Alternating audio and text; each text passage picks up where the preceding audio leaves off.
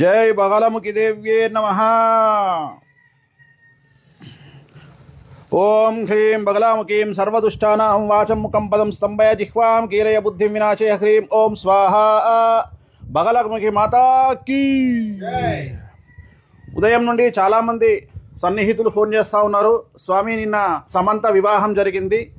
మరి పోయిన సంవత్సరము 16 నెలల క్రిందట నాగచైతన్య శోభిత వివాహం జరిగినప్పుడు చాలామంది మిమ్మల్ని తిడుతూ, మిమ్మల్ని టార్గెట్ చేస్తూ, చాలా విపరీతంగా మిమ్మల్ని ట్రోల్ చేస్తూ, మీ గురించి డిబేట్లు పెడుతూ, ఎవరు అడిగారని చెప్పేసి వేణుస్వామి నాగచైతన్య శోభిత జాతకాలను బహిర్గతం చేసినాడు అని చెప్పి విమర్శించిన వాళ్ళు, చాలామంది మనోభావాలు దెబ్బతిన్నాయని బాధపడిన వాళ్ళు ఇవాళ ఉదయం నుండి చాలామంది జ్యోతిష్యుల దగ్గరికి వెళ్ళి మైకులు పట్టుకొని, మెయిన్ స్ట్రీమ్ మీడియా కూడా మైకులు పట్టుకొని, ధనిష్ట నక్షత్రమా వాళ్ళ నోట్లలో మైకులు పెడుతూ సమంత జాతకం ఎలా ఉండబోతా ఉంది, మగపిల్లవాడు పుడతాడా, ఆడపిల్ల పుడుతుందా, మరదేదో వెరైటీ జాతకం పెళ్లి చేసుకుందట సమంత, అలాగే సమంత భార్యాభర్తలు రాజనమూరి కలిసి ఉంటారా, విడిపోతారా, వాళ్ళ ఇప్పుడు మౌఢమిలో పెళ్లి చేసుకున్నారు, ఎలా ఉంది అని చెప్పేసి చాలామంది మైకులు పట్టుకొని జ్యోతిష్కుల నోళ్లలో మైకులు పెట్టి మరీ మరీ మరీ మరీ అడుగుతున్నారు. స్వామి, మరి మీకు ఏమనిపిస్తోంది అని చెప్పి చెప్తా ఉన్నారు చాలామంది.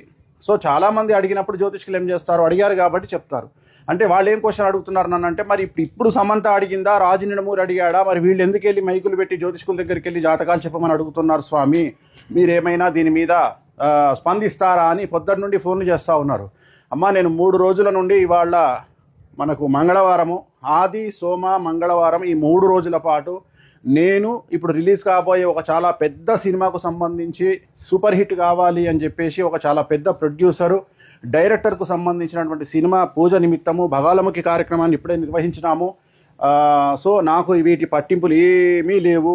సో వ్యక్తిగతంగా టార్గెట్ చేస్తే ఒకలాగా, వాళ్ళు చాలా గొప్పగా ప్రొజెక్ట్ చేయాలనుకుంటే మరోలాగా చూపిస్తారు. సో ఒకరిని నాశనం చేయాలంటే ఒకలాగా, లేపాలంటే ఇంకోలాగా చూపించుకుంటారు. సో వాడి గురించి నాకు అనవసరము.